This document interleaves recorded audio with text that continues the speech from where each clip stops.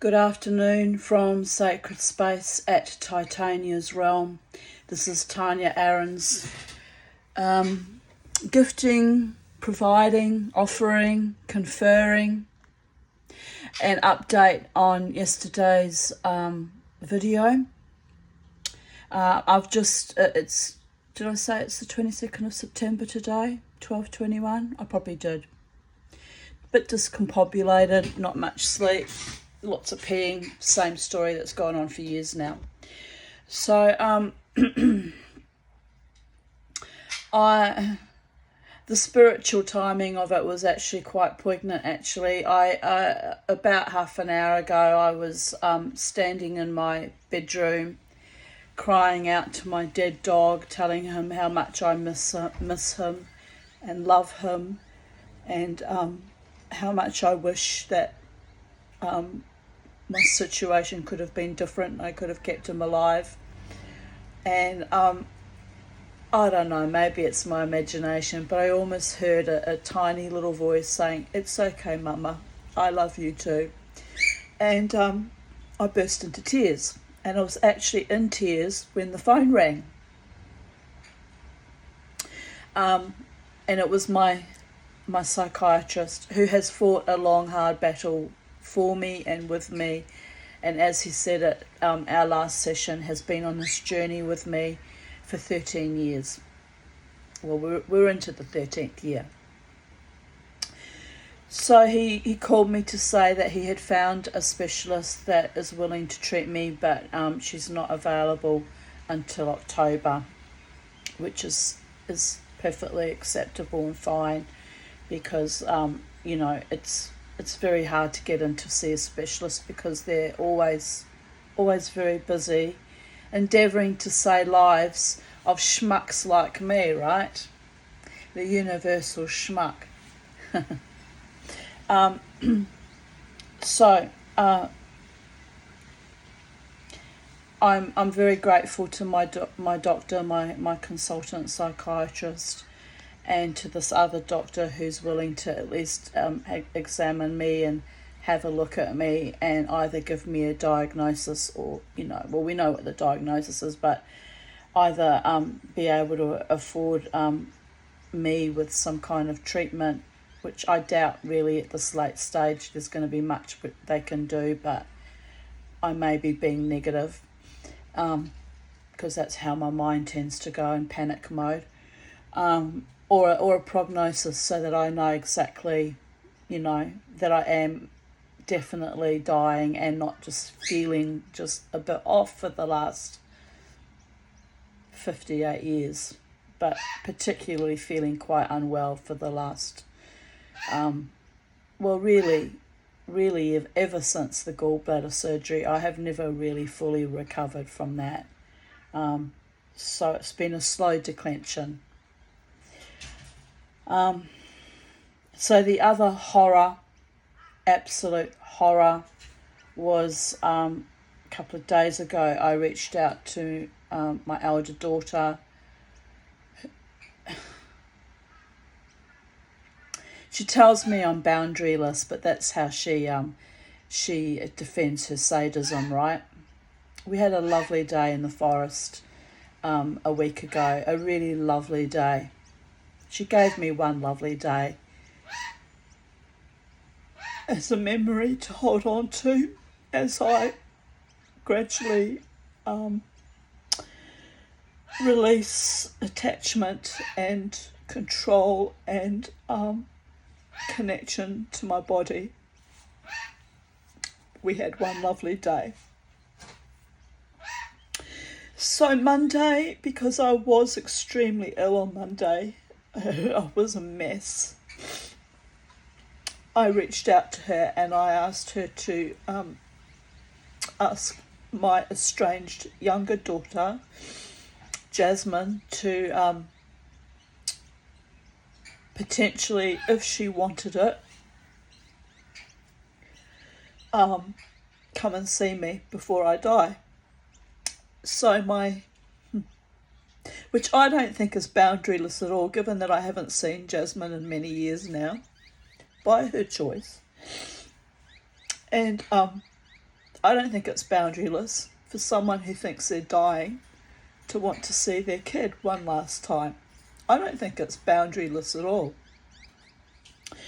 So my sadistic daughter, who can be quite evil and sadistic to me when it comes to crises times like these, when I'm very ill and fraught and at my wit's end and physically, mentally exhausted, kicks me when I'm down. So she didn't reply the rest of Monday. She didn't reply until late last night, actually, which was Thursday evening, and wrote me this nasty text saying, "Oh, I don't believe for one moment you're dying and you're boundaryless, and Jasmine wants nothing to do with you, and I want nothing to do with her or my father." It was just all angry and bitter and really fucking fetid, you know. And so the upshot of that is I responded that we had one lovely... I was quite vicious back too, I'll be honest. I was savage back because I'm done playing sweet and low with monsters. I'm done. I firmly believe, hoping against hope that I'm wrong. Be nice to be wrong for a change. But I firmly believe that I'm dying. Okay? That's where I'm at, mentally and physically. And even spiritually. The spirits are constantly surrounding me, sending me messages. That's not an accident, people. That's what happens as your soul prepares to transition. I know, because I am a psychic with some mediumship capabilities and a shaman. I know very well how the spirits come and gather round to claim you. And it's beautiful, and it's a normal part of the process. Anyone that looks at my Facebook and Instagram, because I'm always transparent and I'm always almost brutally honest, even with myself, post up the beautiful messages that I'm getting in the cups when I drink my tea and my coffee, and the bird messengers coming. You just heard the little minor bird that regularly sings to me with little missives, reminding me to hold on to life, right? Because in Judaism, we are instructed to choose life. And I've been choosing life against all odds, under constant pernicious venal attack all my life, since the day I first drew breath on this planet, surrounded by the most toxic, venal, evil, predatory individuals. So my daughter kicking me when I'm down with this vicious text telling me that I'm basically a liar about dying and she won't believe it till a doctor tells her so. It's the same gameplay that my sister did to me when our mother was dying. Didn't want to know until I got a palliative team doctor to ring her up in New Zealand and say, "Angela, your mother is definitely dying and probably only has six to 8 weeks to live." Only then did she stop treating me like I was a crazy person and delegitimizing me and invalidating me and slandering me, by the way. Did she get on a plane and say goodbye to her mother, because I said to her, "Our mother was an evil monstrosity, but it'll do you good to have closure and say goodbye to her before she goes." And I don't think it's boundaryless for me to want the same thing with my younger child. It's not at all boundaryless at all. It's a humanistic, self-deterministic thing to want to say goodbye to someone and also for them to have that closure. Now, the fact that they are both so malevolent and so sadistic and so ugly and so cowardly that they invalidate me and deny my reality in my time of crisis of severe ill health that's been coming a long time. I've been left untreated with this condition now for over 9 months, longer, because I didn't receive treatment when I went to the ED department. So I haven't had treatment for this condition for fucking years, right?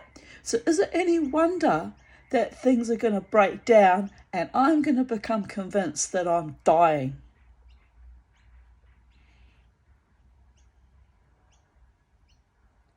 So I wrote her a savage. I must admit, it was very savage. I was savage because I'm enraged about the way I'm treated when I'm vulnerable and ill. And that's not just my daughter, but my own government. People in my social circle telling me someone might stab me, filling me with toxic venal death threats when they can see I'm ill and older and vulnerable, and they know I'm alone in this life, completely alone, apart from, a few rare and precious friends and my psychiatrist. I'm completely alone in this life.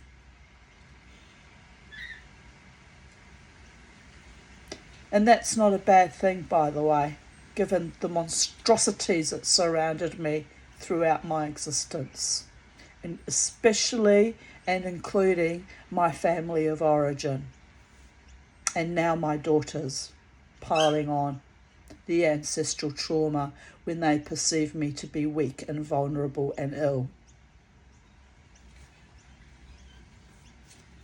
And I have forgiven and forgiven and forgiven for the sake of heaven, for the sake of family, for the sake of having one pure thing left in my life.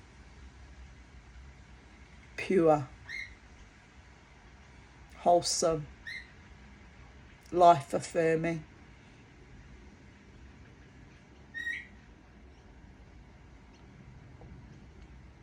So I reminded her.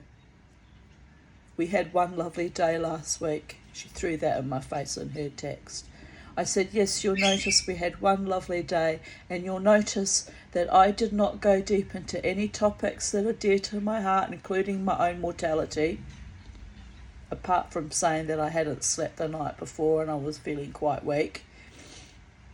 I mentioned Beauregard only once, and only in the first few minutes of our meeting up. I hadn't seen her for 6 weeks, because when he died, she headed for the hills. As she does, because she's a coward and not supportive of me when I'm ill and vulnerable.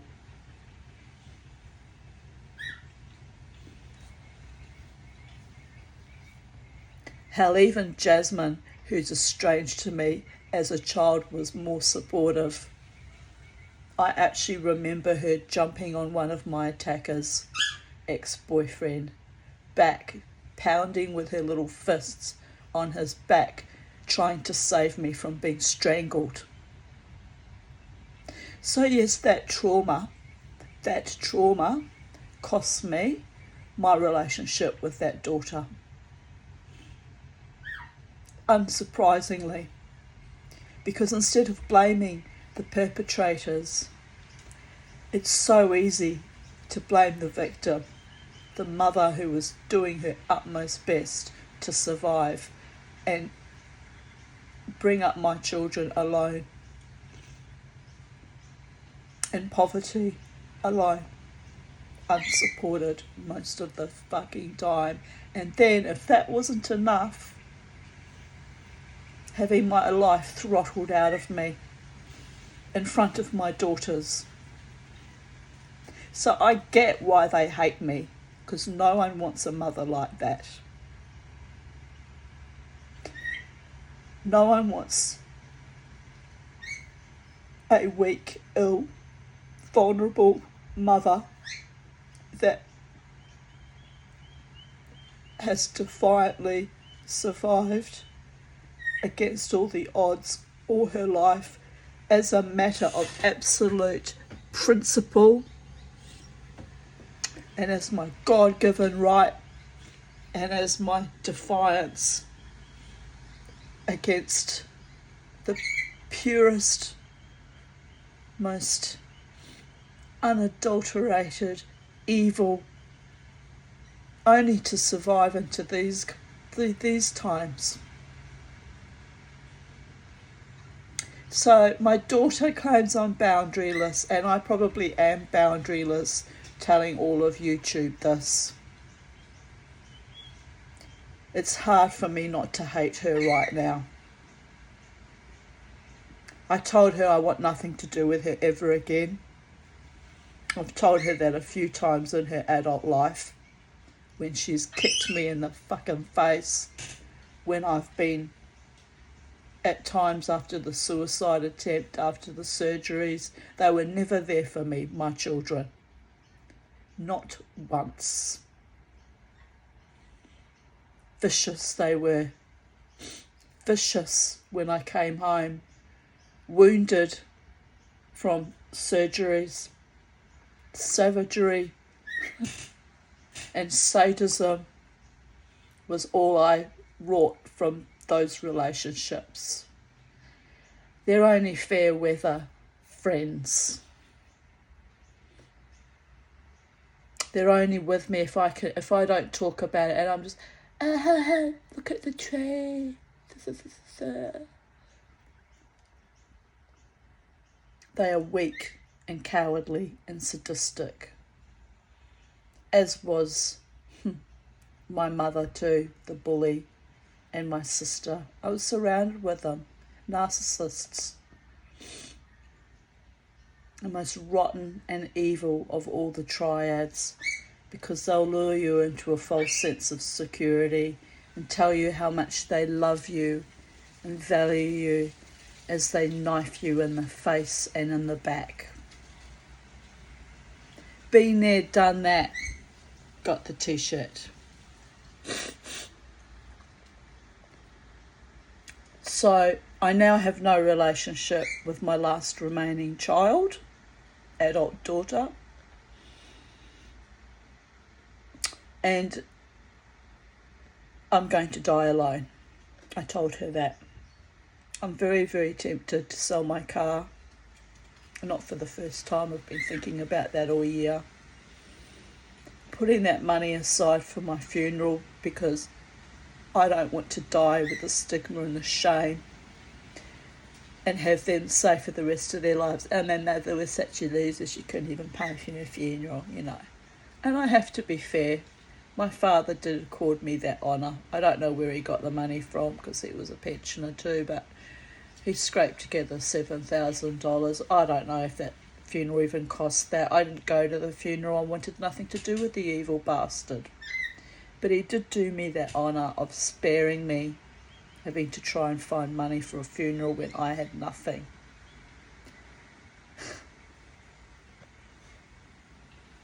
So now I have to scrape together the money for my own funeral. If I have time. I may not have the time. I may not have I may not have enough time to get enough money together, just like I didn't have time with Beauregard to find money to save him. So, as my psychiatrist pointed out, people who can't afford medical treatment are stigmatised in this country now. Absolutely stigmatised. And that's where we're at.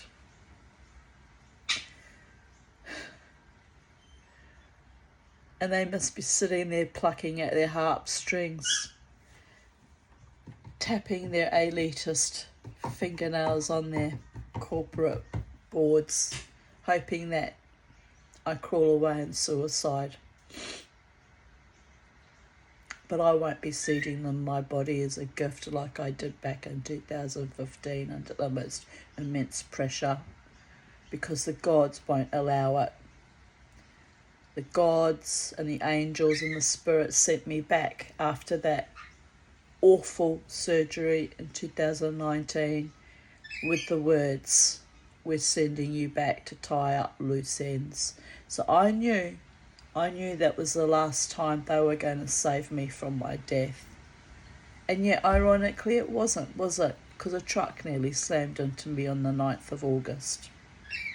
They've saved me so many times, my angels, my spirit world.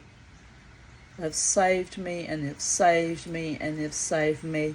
And by my sheer, stubborn, stoic, wild, furious, fierce, cleaving to life, I have saved myself dozens of times also. So, childless, loverless, partnerless, and apart from a few good true friends, friendless, without a community because they slandered me for 30 fucking years too.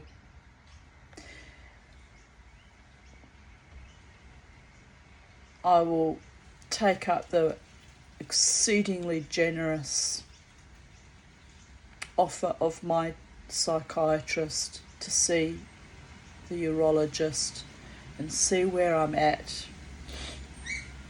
and if I am to face my own imminent demise, which death comes to everyone eventually, I'm perfectly accepting and okay with that, especially after the life that was gifted me.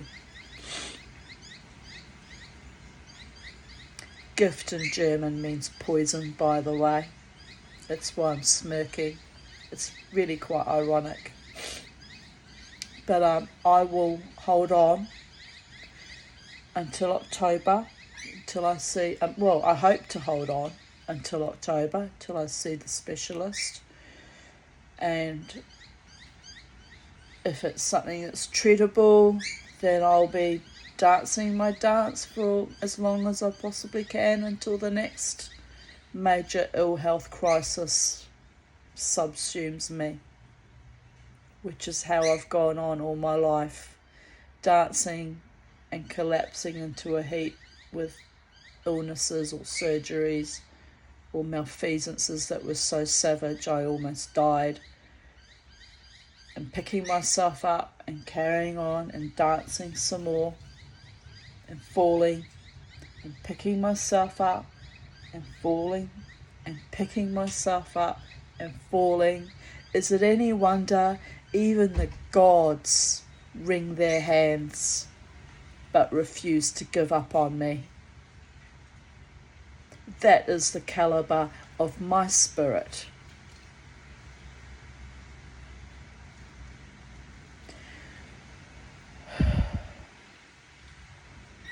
So thank you, and for listening, and for loving me, and for encouraging me. Those of you who stick through my videos, including my tears and my processing and my reclamations of my spirit. Thank you for being my witness, my allies, my supporters, and caring fellow humans on this planet that know that I have loved life. I have loved even this strange, odd body. I have loved my fierce, determined spirit, my defiant spirit, and I have loved all of you.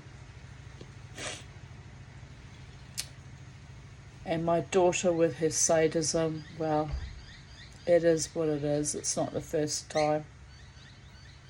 Hopefully this time it's the last, because I'm not willing to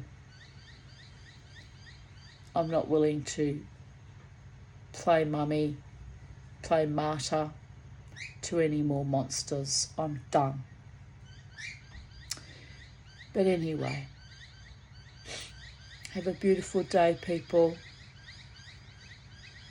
If you are going through what I'm going through at the moment, I send you love and courage and strength and mana. We will overcome. We will fight our governments. We will fight the seeping evil that oozes like slime across all paradigms. And tonight, I'm already dressed for it. All I've got to do is put on my little underbust corset that both looks sexy and supports my back, darlings. And put on makeup and brush my hair. Mama T, your friend, your YouTube messenger from the void, can and will and is going dancing tonight. Watch out, boys. I'm feeling rebellious enough to actually give you a run for your money, but not in a nasty way. I'm not saying I'm going to have sex with you either. I'm just saying there might be a little bit of indulgent flirting going on, because I'm going to enjoy what's left of my life for as long as I can.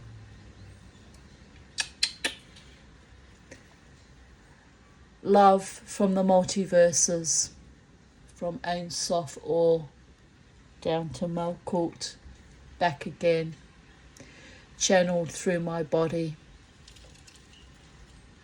and my mind and my spirit. And as the Spanish say, corazon, heart, cojones, courage, and living la vida loca.